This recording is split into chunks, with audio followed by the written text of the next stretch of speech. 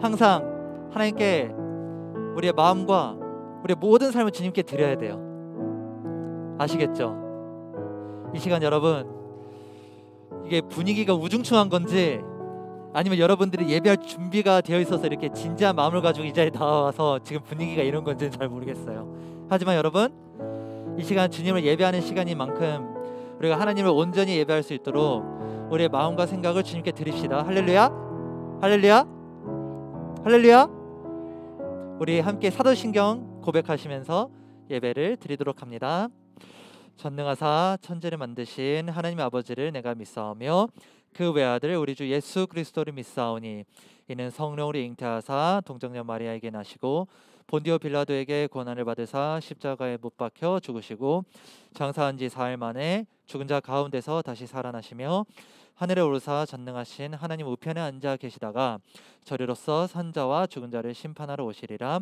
성령을 믿사오며 거룩한 공예와 성도가 서로 교통하는 것과 죄를 사하여 주시는 것과 몸이 다시 사는 것과 영원히 사는 것을 믿사옵나이다. 아멘. 박수 치면서 신나게 찬양합시다. 지금 엘리야, 지금은 엘리야 때처럼 주 말씀이 선포되고 또 주의 종 모세의 때와 같이 언약이 선포되네. 비록 전쟁과 기근과 핍박 환난 날이 다가와도 우리는 광야에 외치는 소리 주의 길을 보라 주님, 보라 주님. 구름 타시고 나팔 불 때에 다시 오시네. 모두 외치세. 이는 은혜의 행위 시온에서 우리 처음부터 고백해봅시다. 지금은 엘리야 때처럼, 지금은 엘리야 때처럼 주 말씀이 선포되고 또 주의 종 모세의 때와 같이 언약이 성취되네. 비록 전쟁과 기근과 핍박 환난 날이 다가와도 우리는 광야에 외치는 소리 주의 길을 보라 주님, 보라 주님. 구름 타시고 나팔 불 때 다시 오시네. 모두 외치세.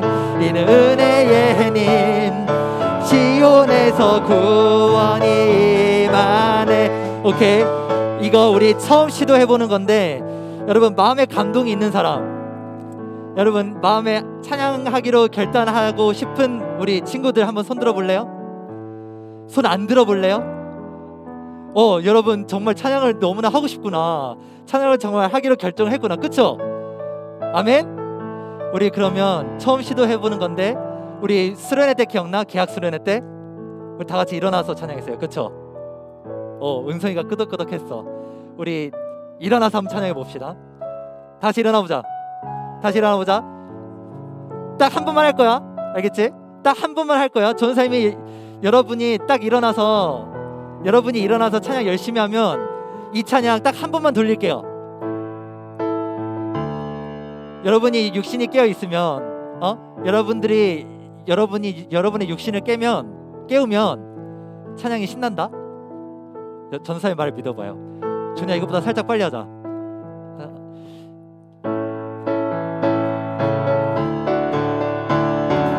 처음부터 박수 치면서 지금 엘리야, 지금은 엘리야 때처럼 주 말씀이 선포되고 또 주의 종 모세의 때와 같이 언약이 성취되네. 비록 전쟁과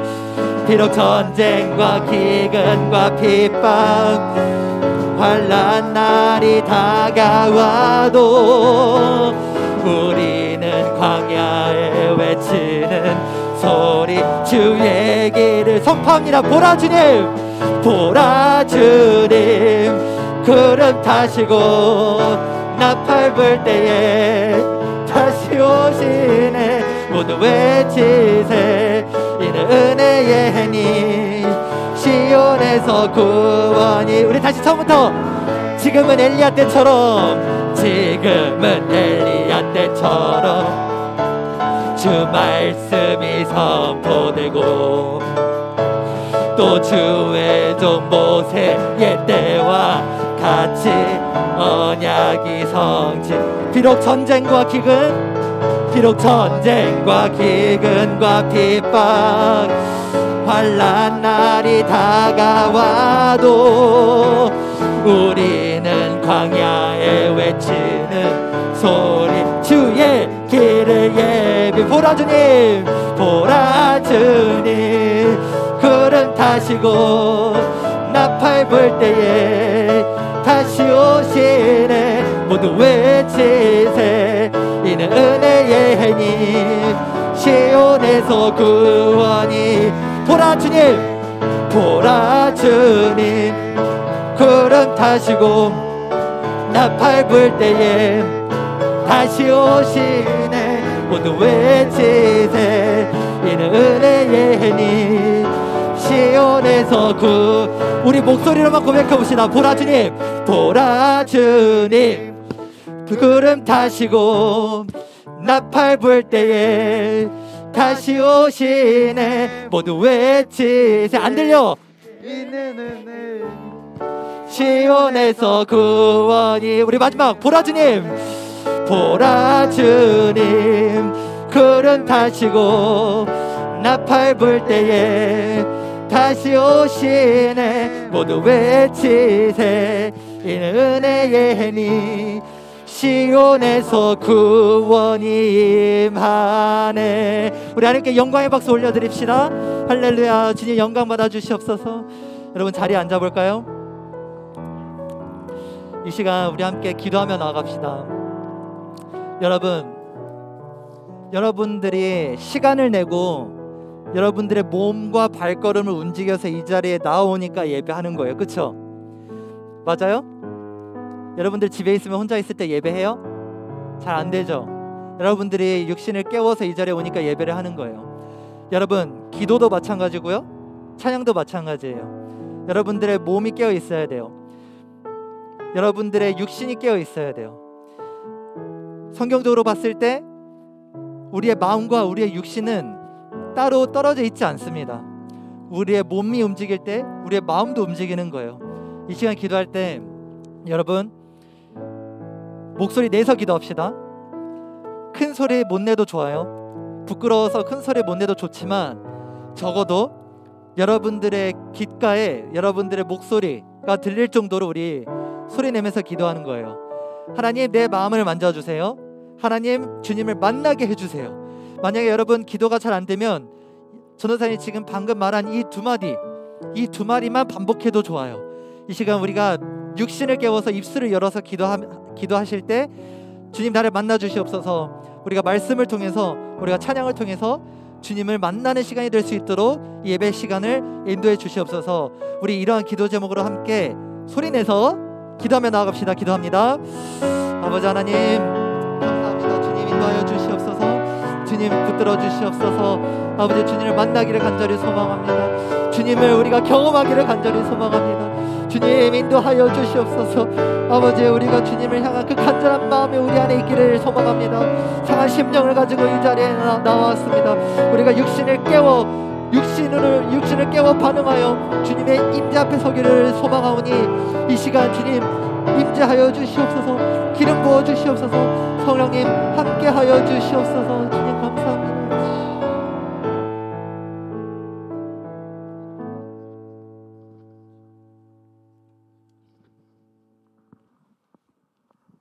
거룩하신 하나님 아버지, 저희를 자녀 삼아 주시고 또한 성령 하나님 보내주셔서 저희의 삶에 늘 동행하여 주시고 인도하여 주신 은혜 감사를 드립니다.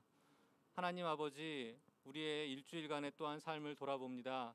우리가 하나님의 자녀로서 하나님을 기쁘시게 하는 삶을 살아야 함에도 우리의 연약한 믿음 때문에 하나님을 또한 기쁘시게 하지 못했음을 이 시간 고백하오니 우리의 연약한 믿음을 긍휼히 여겨 주시옵소서.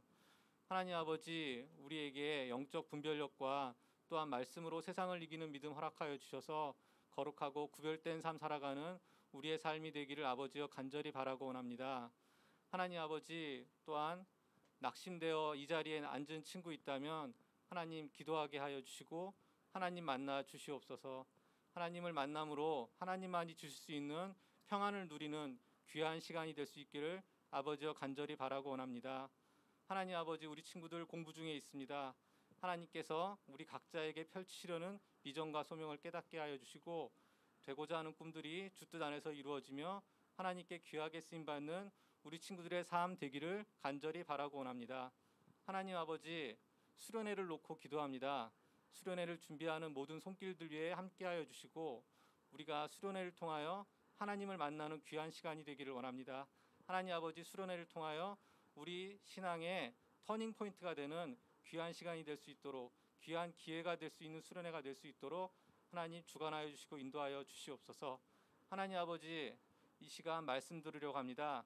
말씀 전하시는 전도사님에게 하나님 성령 충만, 은혜 충만 허락하여 주셔서 권능의 말씀이 선포되어지게 하여 주시고 말씀 듣는 우리 모두가 성령 충만 또 은혜 충만하게 하여 주시옵소서.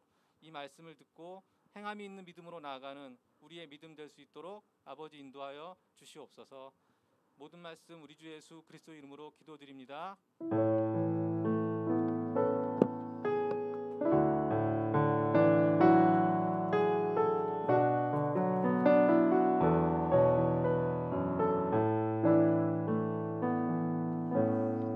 아멘. 감사합니다. 우리 함께 하나님의 말씀 보시겠습니다. 출애굽기 1장 6절에서부터 22절입니다. 제가 가지고 있는 성경책 구약 성경 81페이지에 있습니다. 창세기 끝났고요. 출애굽기로 넘어가요. 출애굽기 1장 6절에서부터 22절. 출애굽기 1장 6절에서부터 22절. 전사님 말씀 안 띄울 거예요. 일부러 준비도 안 해왔어요. 여러분 성경책 보시면서.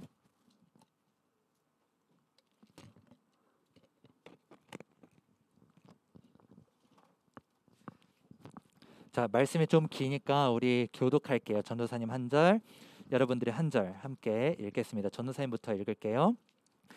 요셉과 그의 모든 형제가 그 시대의 사람은 다 죽었고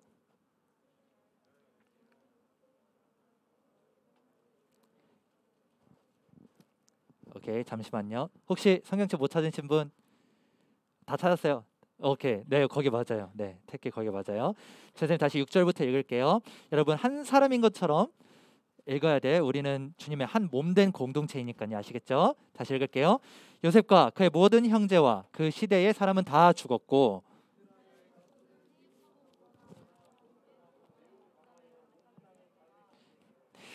요셉을 알지 못하는 새 왕이 일어나 애굽을 다스리더니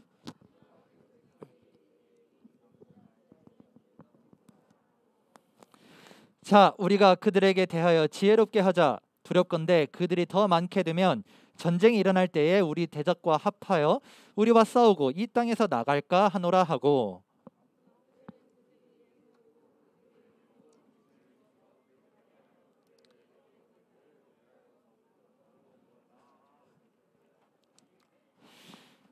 그러나 학대를 받을수록 더욱 번성하여 퍼져 나가니 애굽 사람이 이스라엘 자손으로 말미암아 근심하여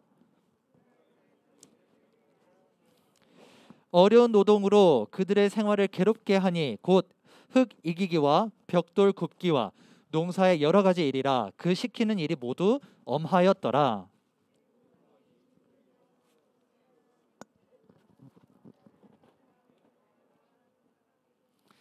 점점 목소리 작아지면 안 돼요. 이르되 너희 히브리 여인을 위하여 해산을 도울 때 그 자리를 살펴서 아들이거든 그를 죽이고 딸이거든 살려두라.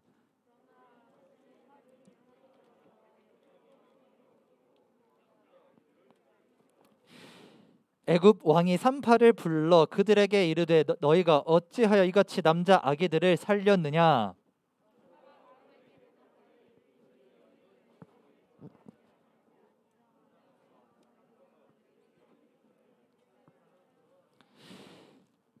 하나님이 그 산파들에게 은혜를 베푸시니 그 백성은 번성하고 매우 강해지니라.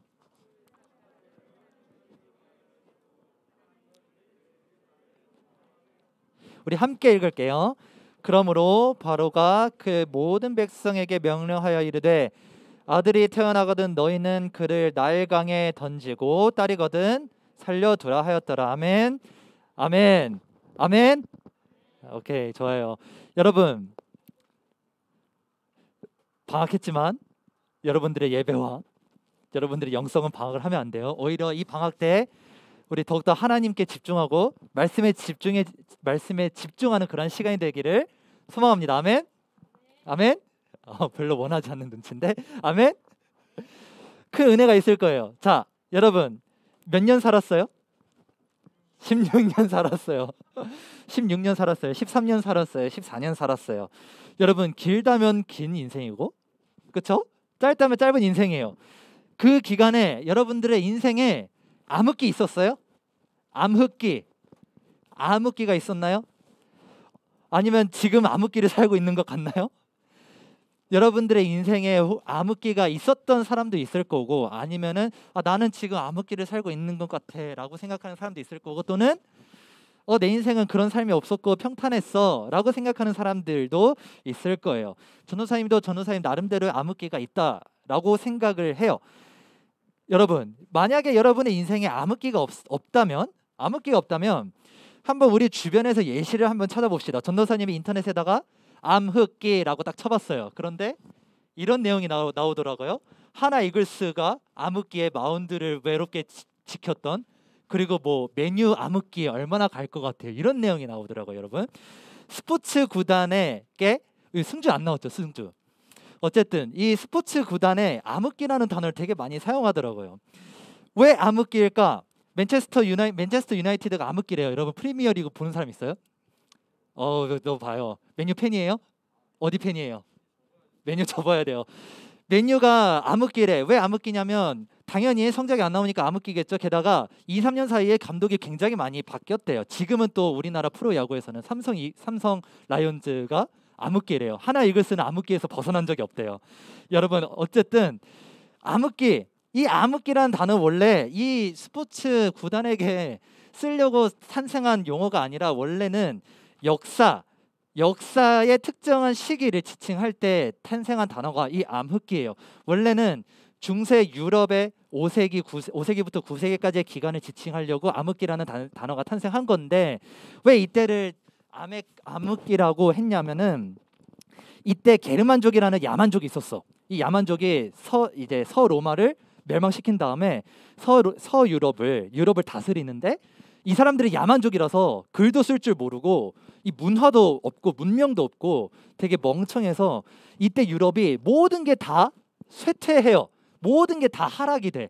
문명도 쇠퇴하고, 그리고 문화도 쇠퇴하고, 학문도 쇠퇴하고, 종교도 쇠퇴하고, 예술도 쇠퇴하고, 노는 것도 쇠퇴하고, 다 쇠퇴하는 거예요. 그래서 이때를 학자들이 암흑기라고 불렀어요. 여러분, 중세 암흑기도 그렇고 이 우리가 방금 본 스포츠팀의 암흑기도 그렇고, 이 암흑기의 가장 대표적인 공통점이 뭐냐면, 따라서 해보자. 지배계층이 불안하다. 이해되시죠? 지배계층이 불안해요. 스포츠팀 메뉴가 2, 3년 사이에 감독이 3번 바뀌었대요. 감독이 계속 자주 바뀌어요. 중세시대 때도 그랬어요. 이 지배계층이, 이 왕들이 계속 자주 바뀌는 거예요. 교황도 자주 바뀌고 막 그랬어요.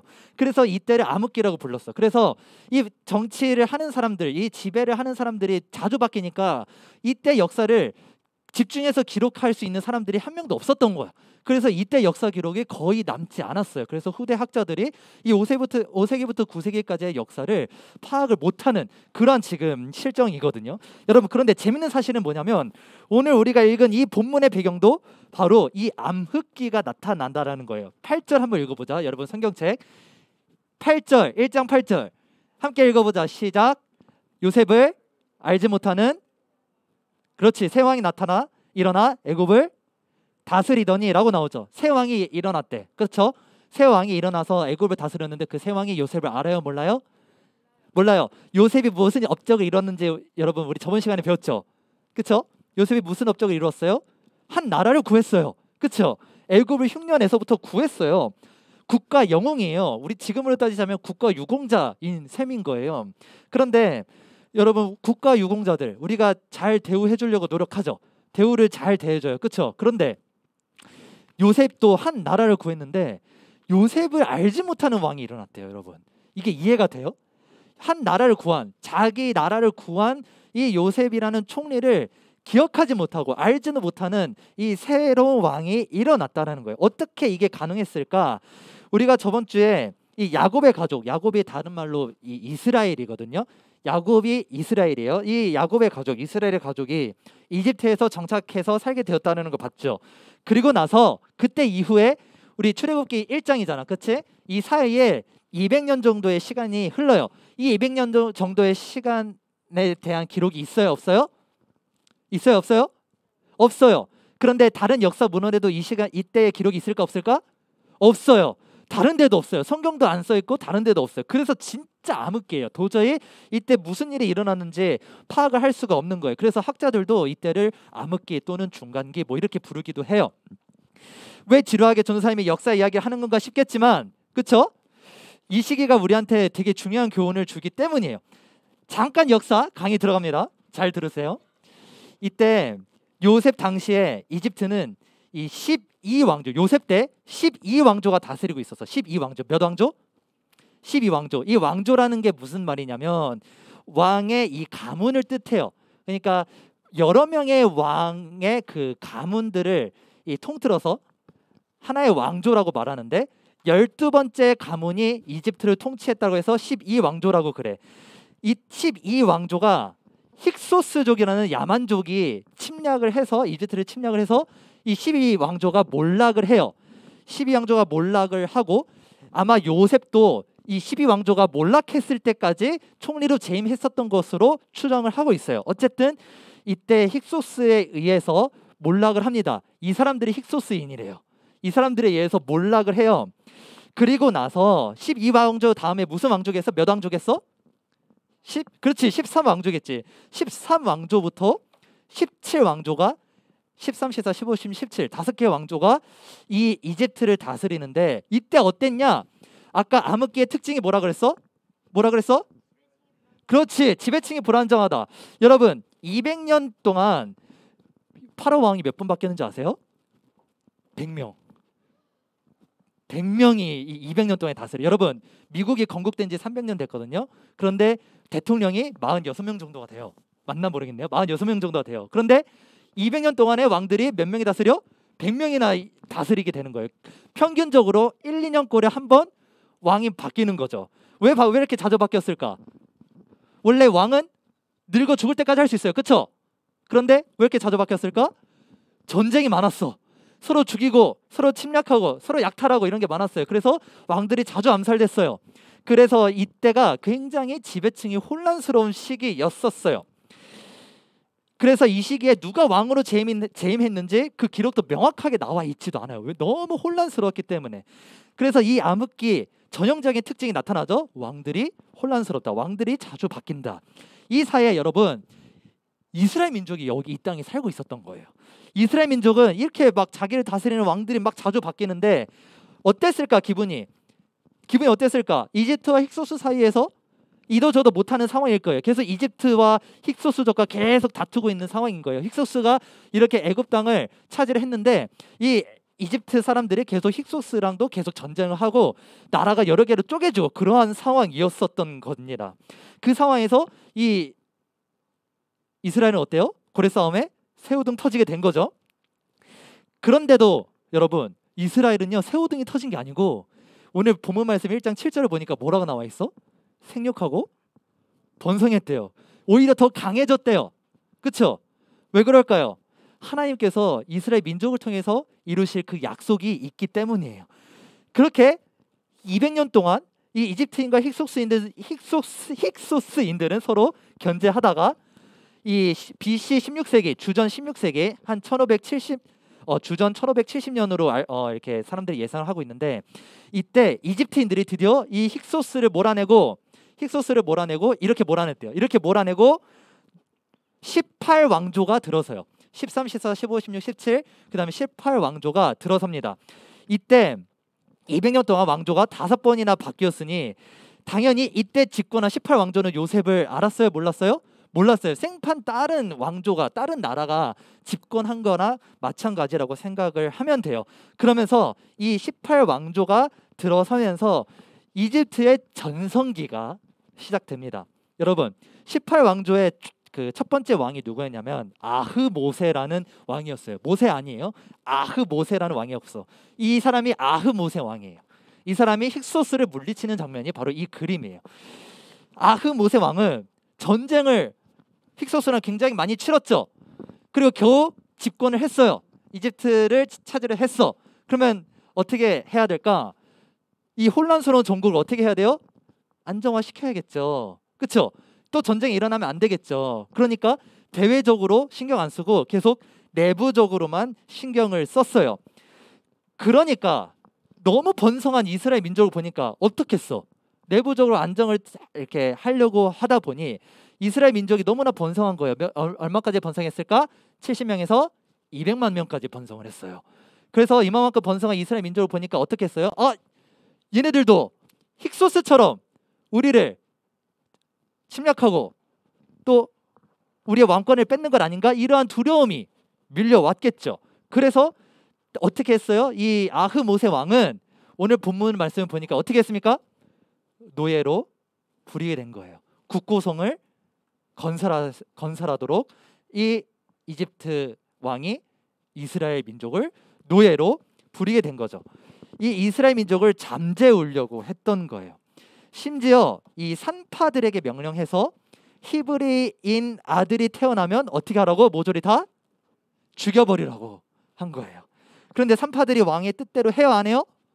안 했어요. 이 사람들이 신기하게도 하나님을 경외하는 사람들이었어. 그래서 이 아흐모세 왕은 어떻게 합니까? 이집트인을 포함한 또는 힉소스인도 있겠지? 모든 갓난 아기들, 남자 아들들은 다 어떻게 해라? 다 죽여라. 날강에 다 빠뜨리라 라고 명령을 합니다. 그야말로 온 나라에 학살이 일어나고 온 나라에 피바람이 일어나게 된 거예요. 자, 이스라엘 입장에서 생각해 봅시다. 이제 혼란스럽지 않고 살만했어요. 그렇죠? 그런데 노예가 돼버렸네요. 게다가 이집트인들은 이 이스라엘 민족 때문에 자기 아들이 죽게 됐다 이렇게 원망하고 있는 상태예요. 핍박도 받았을 겁니다. 이스라엘만 아니었으면 이집트에 이런 학살이 일어나지 않았을 텐데 지금 그러한 생각을 이집트인들은 하고 있는 거예요. 이러한 상황에서 이스라엘 민족이 가장 많이 원망했을 게 무엇일지 여러분 한번 예상을 해보십시오. 이렇게 생각하지 않았을까? 이 200년간의 암흑기가 없었어도 요셉을 모르는 왕이 등장하지 않았을 텐데, 그렇죠?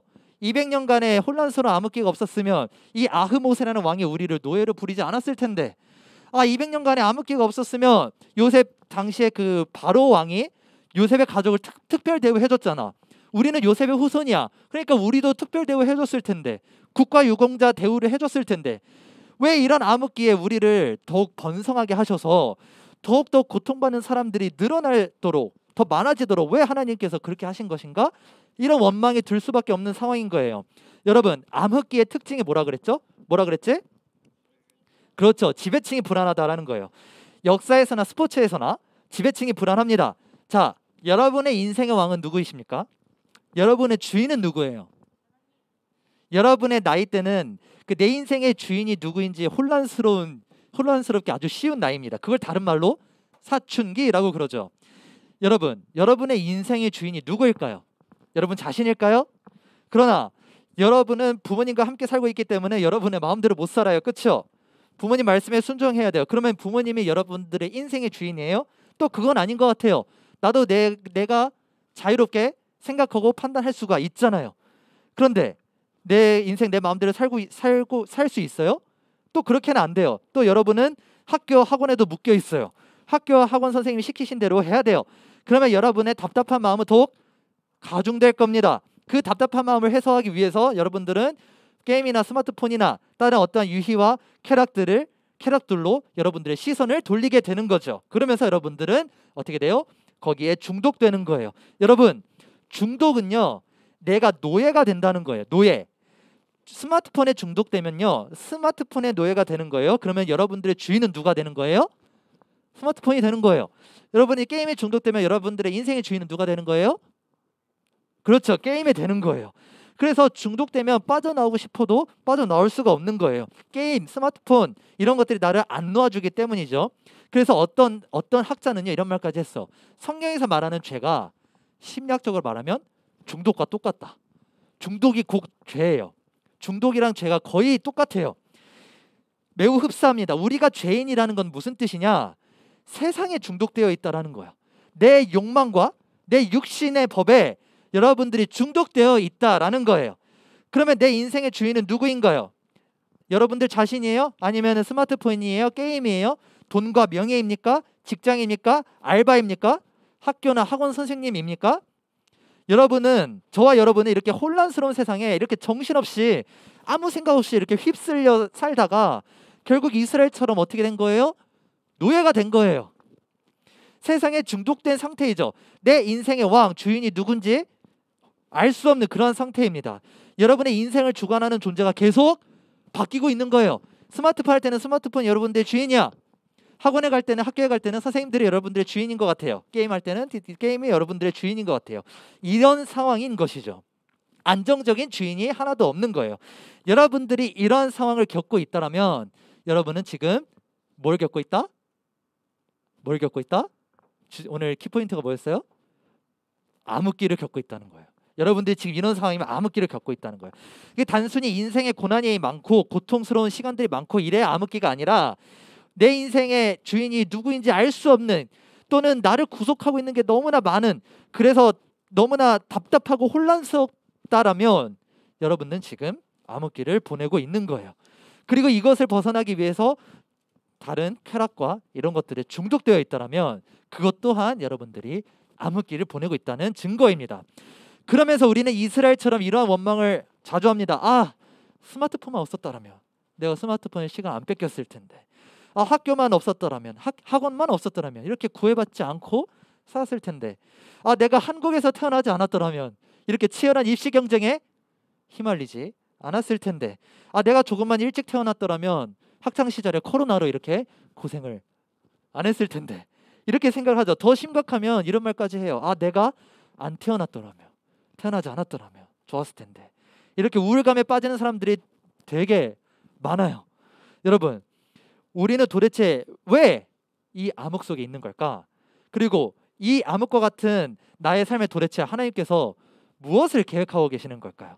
여러분, 출애굽기 2장에 누가 태어나죠? 누가 태어나요? 주일학교 다니신 분? 누가 태어납니까? 출애굽기 2장에 유명한 사람이 태어납니다.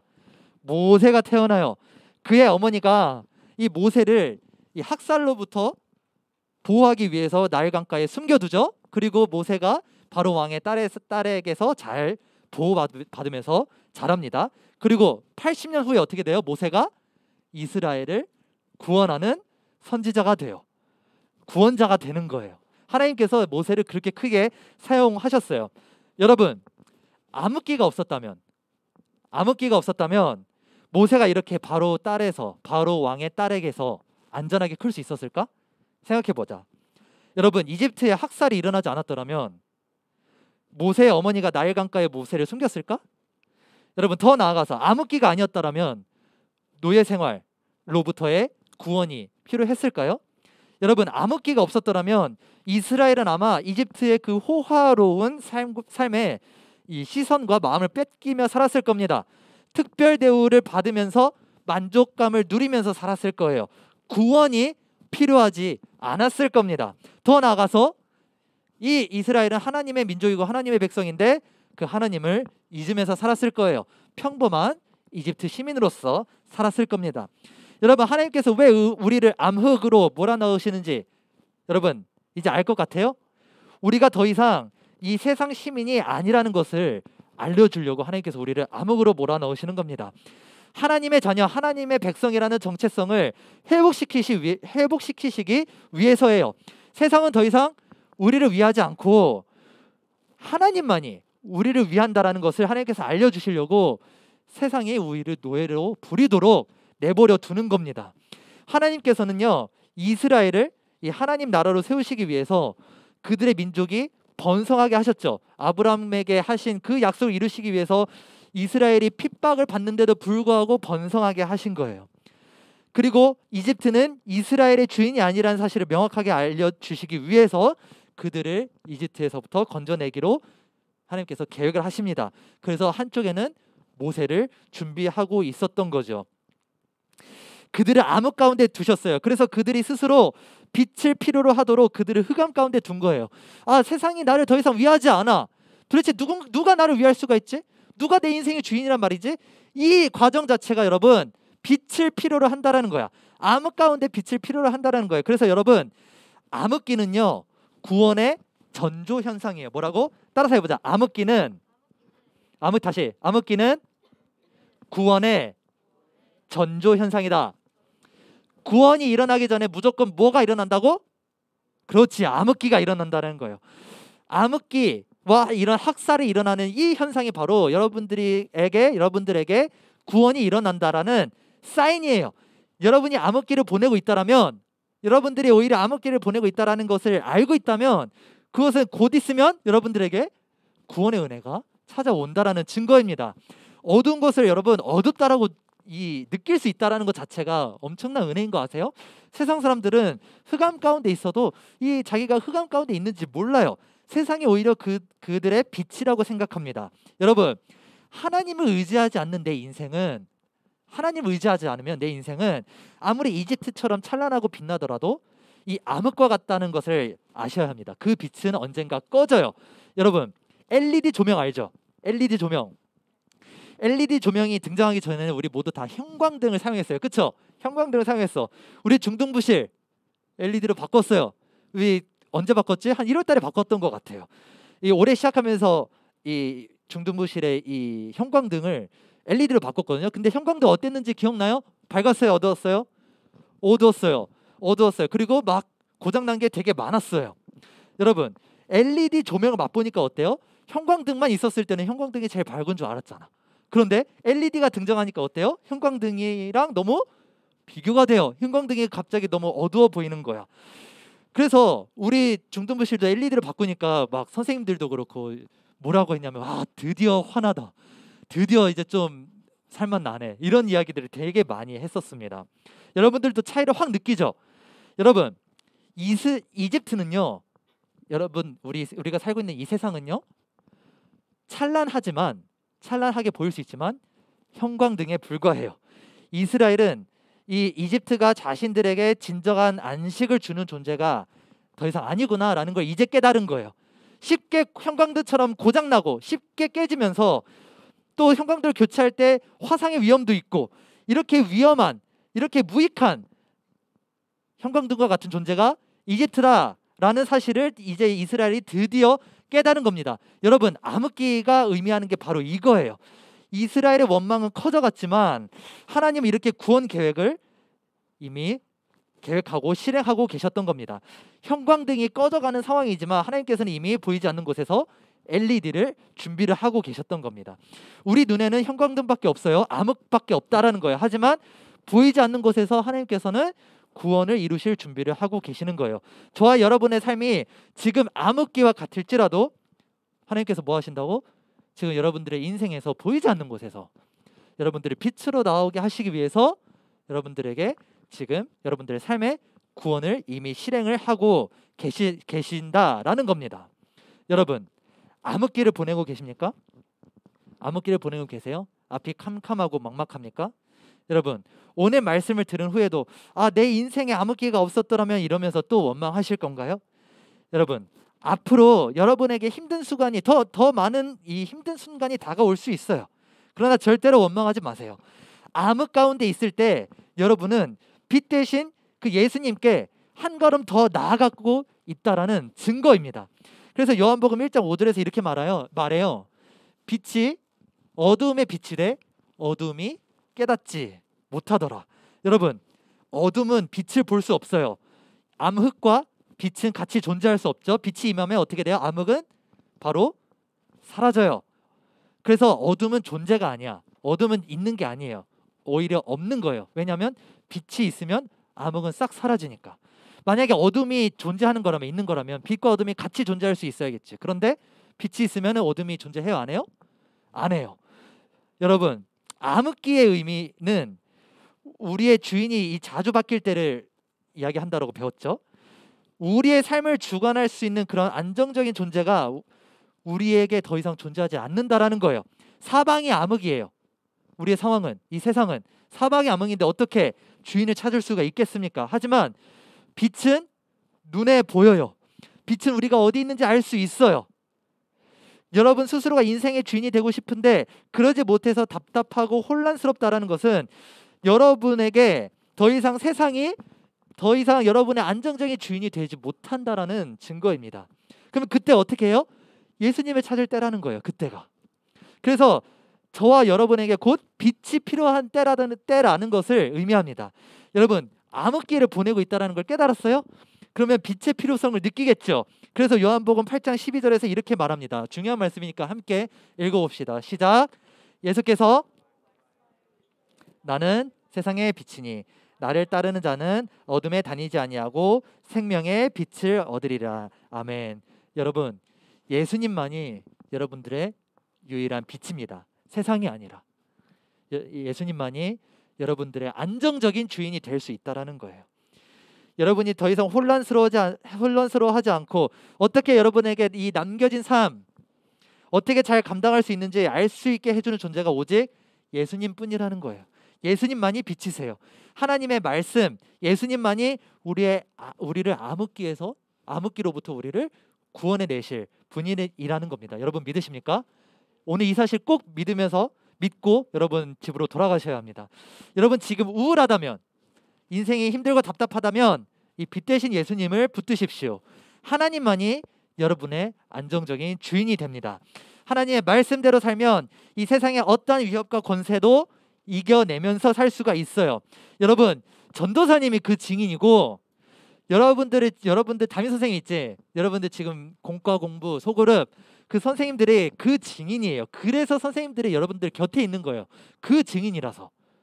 안 믿겨지잖아. 여러분들도 인생을 오래 살아보지 못했으니까. 하지만 하나님 말씀대로 사는 게 가장 안정적인 삶이구나라는 것에 대한 증인이 바로 저와 여러분들의 선생님이라는 거예요. 말씀대로 살았을 때 어떤 결과를 겪게 되는지 여러분들의 선생님과 제가 잘 알려주기 위해서 지금 이 자리에 있는 겁니다. 어둠이 어떻게 빛을 이겼는지 이걸 증명하기 위해서 이 중등부가 존재하는 거예요. 그러니 여러분, 저와 선생님들을 보고 하나님의 살아계심을 느끼세요. 그리고 여러분, 수련회 꼭 참석하십시오. 그 수련회를 통해서 하나님이 주인 됐을 때, 왜? 3일 동안 가잖아. 그쵸? 3일 동안 가는 이유가 있어. 왜일까? 숙박을 하는 이유가 있어요. 왜요? 하나님이 주인 됐을 때, 하나님이 여러분들의 삶의 주인 됐을 때 어떠한 느낌인지, 어떠한 것을 겪게 되는지 그것을 맛보기 위해서 3일을 다 하나님께 드리는 거예요. 그래서 3일 동안 우리가 숙박을 하는 겁니다. 여러분, 그러면서 말씀의 능력을 겸하시기 바랍니다. 이번 한 주도 이 빛 대신 예수님의 말씀의 통치를 받으세요. 그리고 이런 혼란스러운 암흑기와 같은 이 여러분들의 그 사춘기의 삶에서 벗어나서 이 안정적인 하나님의 통치를 받는 그런 저와 여러분이 되시기를 주님의 이름으로 간절히 축복합니다. 아멘. 우리 이 시간 함께 기도합시다. 이 시간 기도하실 때 이렇게 기도합시다. 하나님만이 나의 인생의 주인이 될 때, 내가 지금 여러 가지의 세상에서 휩쓸려 다니고 있고 내 삶에 중독되어 있는 것들, 그리고 내 인생의 주인이 누구인지 더 이상 모르겠는 그런 답답한 상황 가운데에서 우리가 건짐을 받을 수 있다라는 것을 우리가 믿을 수 있도록, 그리고 그 믿음을 가지고 담대하게 세상을 살아갈 수 있도록 인도하여 주시옵소서. 하나님의 말씀만이 나를 안정적이게 합니다. 하나님의 말씀만이 나를 평안하게 합니다. 하나님의 말씀만이 나를 더 이상 두렵지 않게 합니다. 하나님, 이 말씀, 이 놀라운 하나님의 능력을 우리가 신뢰하며 살아갈 수 있도록 인도하여 주시옵소서. 우리 이러한 기도 제목으로 여러분들 소리를 내어서 여러분들의 귓가에 여러분들의 목소리가 들릴 정도로 소리를 내면서 우리 함께 기도하며 나아갑시다. 기도합니다. 하나님 아버지 감사합니다.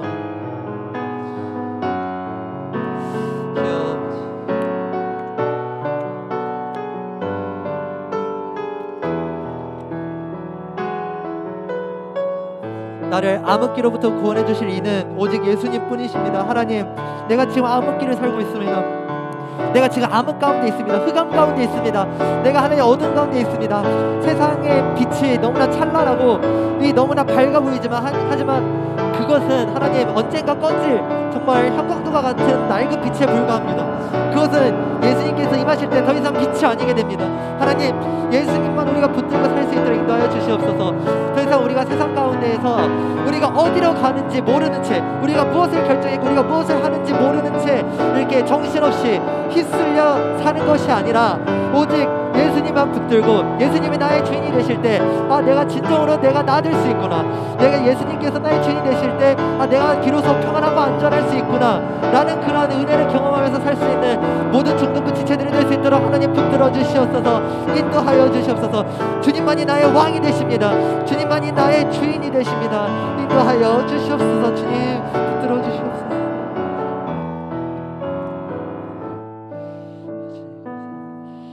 예수 그리스도의 이름으로 기도드렸습니다.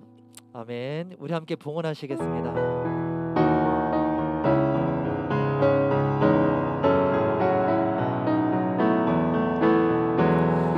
나의 마음을 정금과 같이 정결케 하소서. 나의 마음을 정금과 같이 하소서. 내 영혼에 한 소망이 있으니 주님과 같이 거룩하게 하소서. 나의 삶을 드리니 거룩하게 하소서. 오 주님, 나를 받으소서. 나의 마음을 정금같이, 나의 마음을 정금과 같이 정결케 하소서. 나의 마음을 정금과 같이 하소서. 영혼에 한 소망이 있으니 주님과 같이 거룩하게 하소서. 나의 삶을 드리니 거룩하게 하소서. 오 주님, 나를 받으소서. 나를 받으소서. 나를 받으소서. 기도하겠습니다. 하나님, 나를 받아주시옵소서. 나의 예배를 받아주시옵소서. 나의 삶과 나의 인생을 받아주시옵소서. 주님 앞에 모든 것을 드리기 원합니다. 주님만이 나의 왕이 되어 주시옵소서. 주님만이 나의 주인이 되어 주시옵소서. 주님만이 나의 주인이 되실 때 비로소 내 마음 가운데 평안과 내 삶 가운데 안정이 찾아온다라는 것을 우리가 말씀을 통해 배웠습니다. 하나님, 우리가 암흑기의 인생을 보내고 있다라면, 우리가 우리의 인생의 주인이 누구인지 모른 채 혼란스러워하고 있는 그러한 상황을 보내고 있다라면, 하나님, 내게 찾아와 주셔서 주님의 말씀의 통치를 받고 예수님의 그 빛 대신 예수님의 통치를 받는 그러한 인생을 주님 허락하여 주시옵소서. 하나님, 이 예물이 쓰이는 곳에 하나님의 나라가 확장되게 하여 주시고, 이 예물이 쓰여진 곳에 하나님의 나라가 확장되어질 때 빛 대신 그 예수님께서 임하셔서 모든 열방 가운데 하나님의 빛이 환하게 비춰질 수 있는 놀라운 은혜가 있을 수 있도록 하나님 함께하여 주시옵소서. 예수 그리스도의 이름으로 기도드렸습니다. 아멘. 우리 주기도문으로 예배를 마치도록 하겠습니다. 하늘에 계신 우리 아버지여, 이름이 거룩히 여김을 받으시오며 나라가 임하시오며 뜻이 하늘에서 이루어진 것 같이 땅에서도 이루어지이다. 오늘날 우리에게 일용할 양식을 주옵시고 우리가 우리에게 죄 지은 자를 사하여 준 것 같이 우리의 죄를 사하여 주옵시고 우리를 시험에 들게 하지 마옵시고 다만 악에서 구하옵소서. 대개 나라와 권세와 영광이 아버지께 영원히 있사옵나이다. 아멘.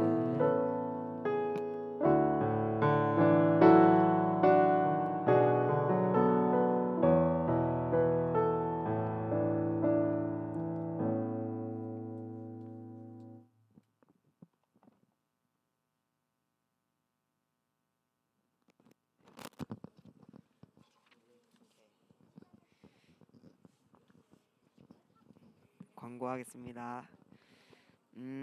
중등부 여름 수련 일정이 결정됐어요. 꼭 참여해서 풍성한 은혜 누리는 시간이 되기를 소망합니다. 아직 신청 받고 있으니까 신청해 주시고 나머지는 가정통신문 참고해 주시기 바랍니다. 그리고 새로운 친구가 왔다고 하는데 이원우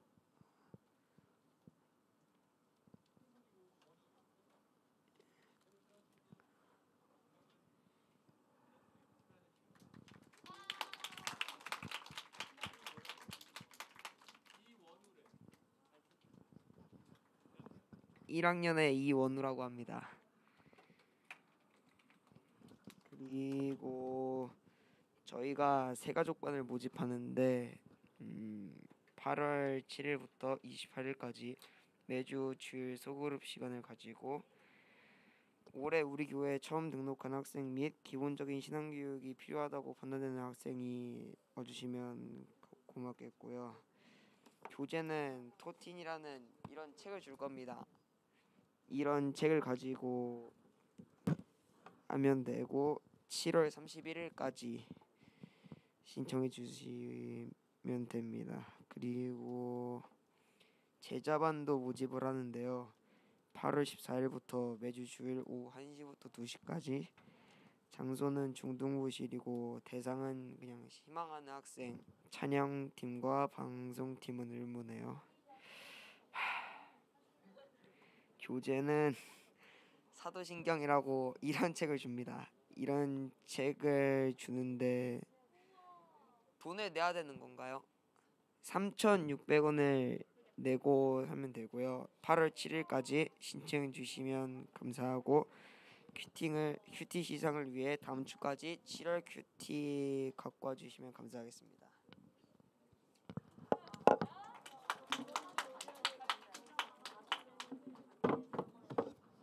자, 여러분 일주일 동안 잘 지냈나요?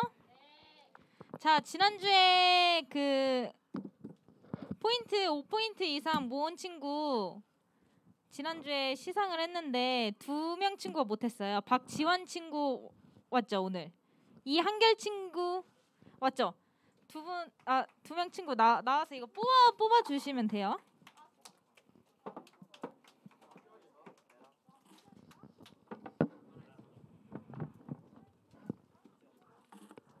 자, 지원 친구 먼저 뽑으면 돼요. 어떤가요? 베라 파인트? 네, 박지현 친구에게 베라 파인트 드릴게요. 자, 다음. 안 되죠?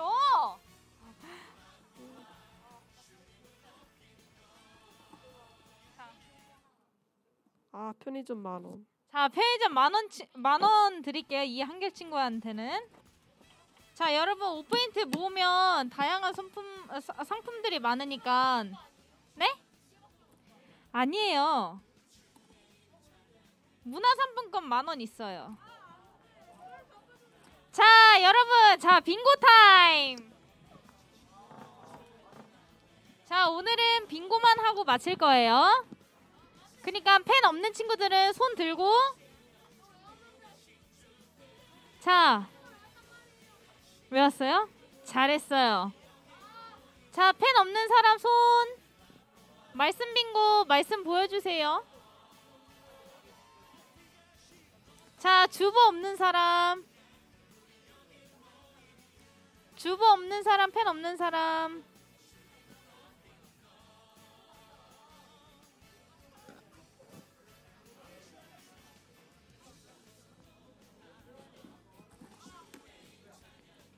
여러분 5포인트 잘 모아봐요. 저희 알겠죠?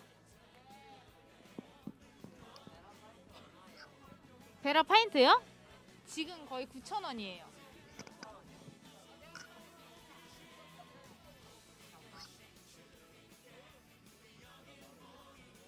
여기 회식권도 있어요. 회식권. 올리브영 만원권도 있어요. 자, 여러분 궁금하죠? 5포인트 차곡차곡 잘 모읍시다. 자, 선생님이 1분만 시간 더 줄게요. 58분까지. 자, BC 16세기, 18세기 중에 둘 중에 한 개는 무조건 할 거예요. 지금 지우기 없음. 선생님이 볼 거야. 선생님이 짝대기 한 거 다 볼 거예요. 네? 못 들었으면 모르죠. 어쩔 수 없네. 자, 선생님 말에 집중을 합시다, 한결 친구. 자, 여러분 다 하셨나요? 다 못한 사람? 효성아, 회장이니까 기다려줄게. 효성이 다 했어요? 여러분 다 하셨어요? 자, 현이 원하는 단어 얘기해 주세요. 어떤가요? 어떤가요?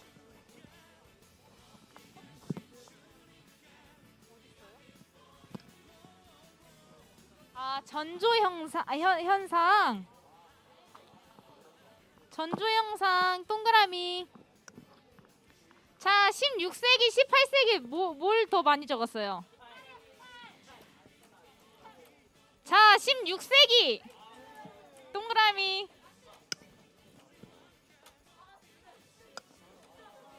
자, 빙고 해보고 싶은 사람 앞에 줄 빼고. 자, 지원이 친구 모세 동그라미. 빙고 된 사람.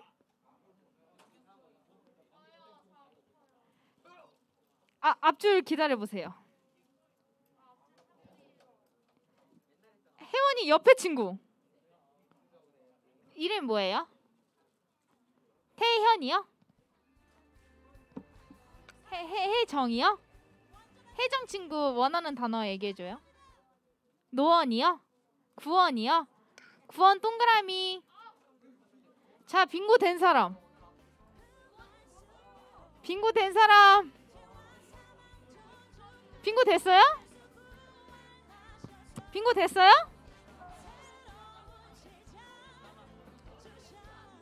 저 친구 핑크색 친구.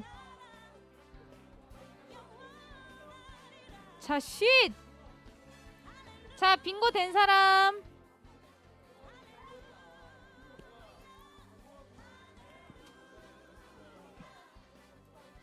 빙고 된 사람 3명인가요? 자, 선생님이랑 가위가위보. 안 내면 진 거 가위가위보. 이긴 사람만 빼고 다 내리세요. 이긴 사람 빼고 다 내리세요. 몇 명이에요? 4명이에요? 하나, 둘, 5명이에요? 6명이에요? 안 돼요. 7명이에요? 가위바위보. 자, 손. 이긴 사람 손. 이긴 사람 손. 자, 3명 1포인트씩 줄게요. 자, 오늘 레크레이션은 끝. 여러분 다음 주에 봬요. 안녕.